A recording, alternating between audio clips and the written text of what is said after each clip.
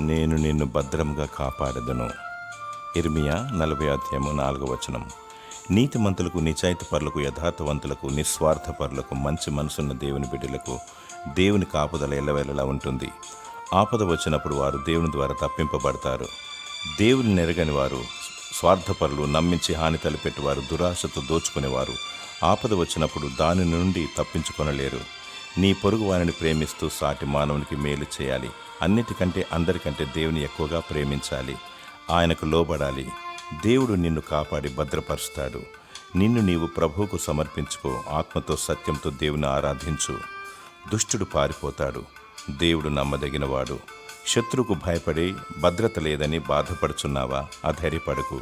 దేవుడు నీకు తోడుగా ఉన్నాడు. దేవుడు నీకు భద్రత, క్షేమము, కాపుదల దయచేయునుగాక. ఆమేన్.